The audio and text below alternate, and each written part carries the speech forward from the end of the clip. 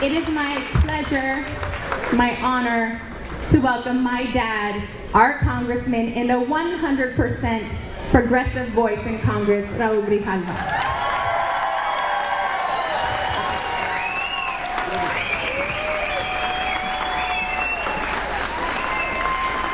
Thank you, and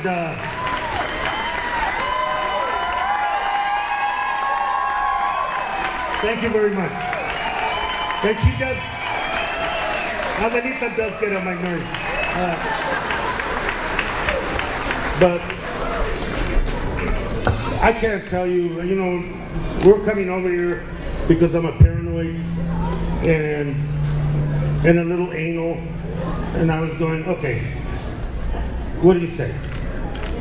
What are you gonna say? They're gonna have some people there. And then when I walked in, it was new faces. I hadn't seen, met new people. And then I met people that had been with us from the first campaign for Congress, when it was all about the love, and it's still about the love. And your support, your friendship, you being there through the good times, and yes, bad times, have meant everything to us. It's meant everything to me.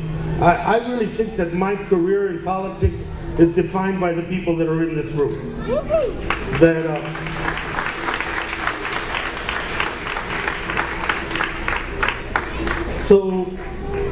So thank you. I don't know what else to say about that. I also wanted to take a moment to talk about this election and to thank you for being here. We felt that this election, we couldn't ignore the fact that we're going to have to work hard. Yeah, there's going to be challenges, but we're going to work really hard. And the reason that we're working hard is because this election in 2012 is both a challenge and a defining time for this great country of ours. Where are we going to be? What kind of people are we going to be? And what kind of a nation are we going to be? That is what's at stake. And all of us, not in Tucson, but across this country, went through a very tragic experience, a very hurtful experience that befell our good friend, Gabby Giffords. People died, people were hurt. And from the depths of that dark moment, we also learned something. We learned about resilience. We learned about the determination, the personal determination of Gabby, but we also learned a little bit about ourselves. And the lessons were that in this political world that we all work in and deal with, that there has to be some room for civility.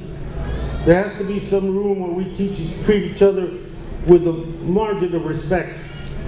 We can disagree, passionately disagree, but to turn our disagreements into hatred and fear, that's not what the American political system is about.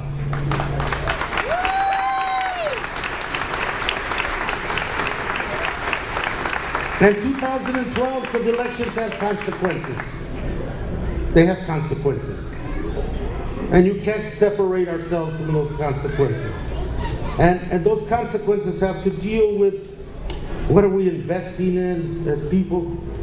What do we care about?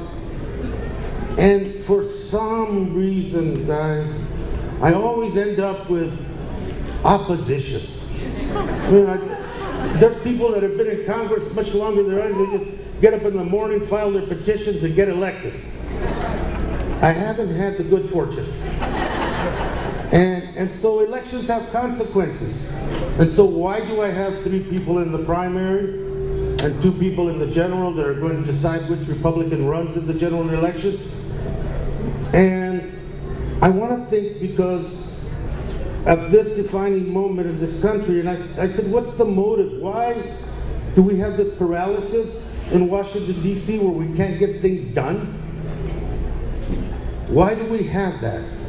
And I've come to the real conclusion that the reason that we have this paralysis is greed. A pervasive and corrupting influence in our political system that tells the American people, you wait your turn while some of us do well. You wait your turn while the rest of us do better. And that's not America. And greed should not be the determiner of who we are as a country and who you elect or not elect. So I'm really,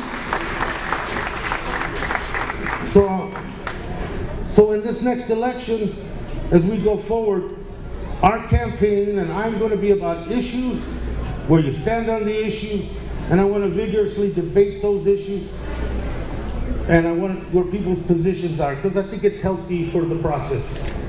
We shouldn't hide from where we believe, and we shouldn't hide from our records, and I won't do that.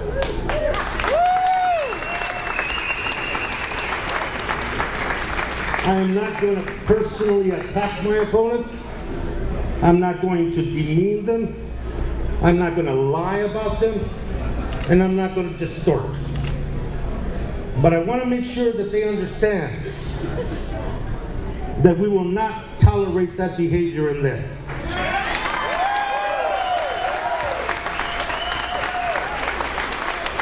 And I also want to know, because as we go forward with this election, to me it's an affirmation of what we've been trying to do for all these years. And it's my birthday, so as you get older, you begin to look at,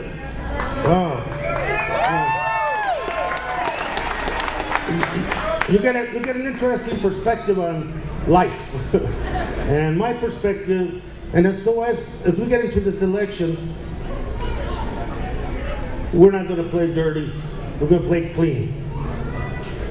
But I do have to tell you something about my opponents, if you don't mind. These are facts, absolute facts. In the primary, I have 3 opponents. None of them live in the district that they're running in. The 2 males have never lived in the old district or the new district. And so, you know, we're all going to be out there asking for your sacred vote. Unfortunately for my opponents, they won't be able to sign their own petition or even vote for themselves. But in this great democracy of ours, everybody should have a chance. 2 of the 2 males they've recently become Democrats. And I welcome them. Welcome to the light.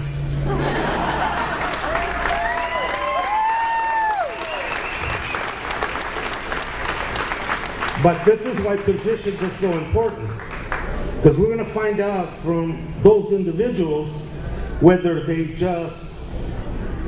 if they made a complete switch or they just switched labels. We need a complete switch. Because if you're going to run in a Democratic primary, you need to talk about what this party's about, what it stands for, and what it's going to stand for in the future. And so I got to inoculate you. I got to tell you how we're going to get hit. So let's talk about that. First one is going to be Raul's outlived his usefulness. It's time for a new prototype of politician that can reach across the aisle, work with the other side, and get things done. Now, I don't know where my opponents have been the last year. If they haven't seen who's in charge of the House of Representatives, they're not working with the real reality here. Because in order to compromise and reach consensus, there has to be a give and take, not just a take. And so my question will be, okay, when we reach across the aisle, how much of the Grand Canyon do we allow mining to happen in? None.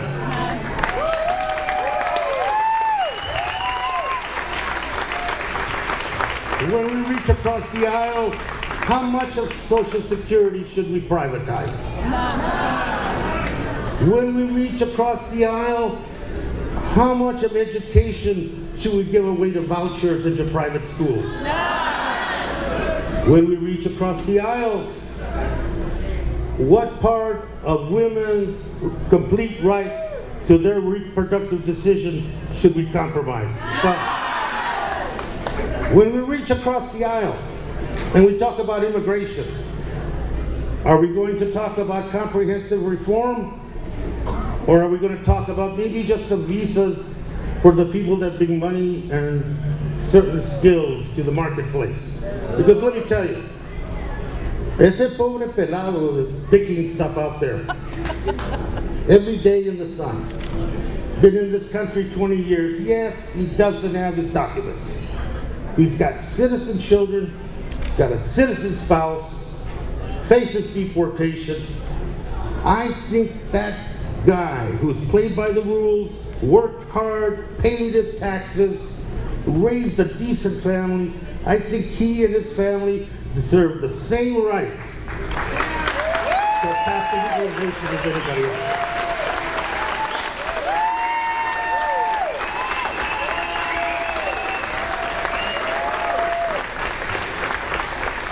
And where do we reach across the aisle? And how do we compromise what this nation has become? A beautiful hue of people, colors, cultures. What do we give up? Which is not important to us and which is? I suggest that the diversity of this nation is a strength, and rather than demean it, marginalize it, discriminate against it, we should embrace it, make it part of the whole, and in the long run, this great nation of ours just gets greater. So that'll be reaching across the aisle and compromising. The other one will be, Raul Grijalva is just out of touch with his district. He's too progressive. Too liberal for the district. We need somebody that can walk the middle and do the right thing. Okay. Here's the deal. If being real, if working in a real world and facing reality, if having common sense ideas and solutions to the problems of this nation, if that is being a progressive, then I'm damn proud of it.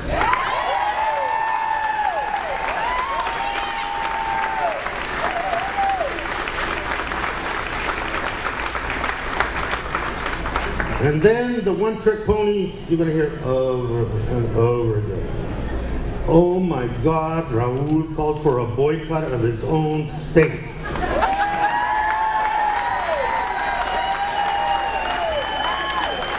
That automatically disqualifies it. Well, could I have been more subtle? Could I have phrased it a little differently? Yeah. I'll give you that. But you know, it's hindsight and I can't do anything about it. But what I can tell you is, and I'm very proud of it, and many of you were responsible in this room for it, we changed the narrative of that discussion. We changed the narrative so we talk about Arizona for what it is. We changed the narrative so we took away cruelty. And so, you know, 1070, ethnic studies, union bashing.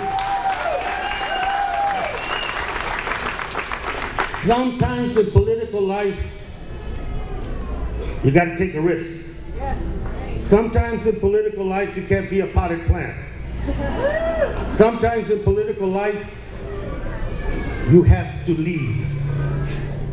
And if the consequences for that is the criticism I took, that I hurt the economy and the image of the state, Jan Brewer and this legislature have done more to ridicule and hurt this state than anyone has done in a decade.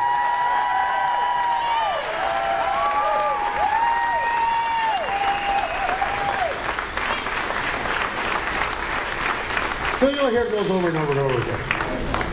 And so let me just kind of talk about what we're going to be talking about in this campaign. The healthcare crisis has not disappeared. And if we don't do something about creating a system that covers Medicare for all and universal health care, we're going to be in this crisis for the rest of our time. So we're going to work toward that. And even the steps that we took to reforming health care, as tepid as some of them were, people still want to dismantle that. With you have 45 million people without insurance, we want to dismantle that. And so we've made in this country the discussion by the Tea Party in the House of Representatives, the poor, the immigrant, investment in education, creating jobs, that's somebody else's problem. And federal government shouldn't be involved in that. This is a government as good as you elect. And I am hopeful we're going to work really hard to not only get back to Congress, but to join with a team of people that are not going to be afraid of the truth. And to join with a team of people that is going to put the greater good above anything else. And to join with a team of people that are going to say, this great nation of ours, we can't afford to abandon the American dream. We can't. This has meant everything to this country. And to suddenly find ourselves where we jeopardize that dream so these babies don't have the opportunity that we had, that's wrong. Absolutely wrong. So the investment has got to be in the future. And the investment has got to be in making this country great again. And the investment has to be in what we do to create the nation that we want. We're a great country. We're a great country. I'm very proud of being the first generation American. I love this place. I wouldn't be here if it hadn't been for this place. So I want to make sure that that little kid has the same crack at that I did. And you do it with education, you do it with investment, and you do it by understanding that this nation is about shared responsibility, not greed. And so we're going to go forward. Let me just finish by telling you this. Let me thank Mona, my girls, my sisters, the great office and campaign team that I have, because they make me look better than I am. But I also want to tell you, there's some choices that we need to make. And if the choice is to kind of go along, settle for the crumbs, not fight for what you believe in, don't elect me. But if your choice is consistency and someone who is going to take a stand and fight for you, I need your help.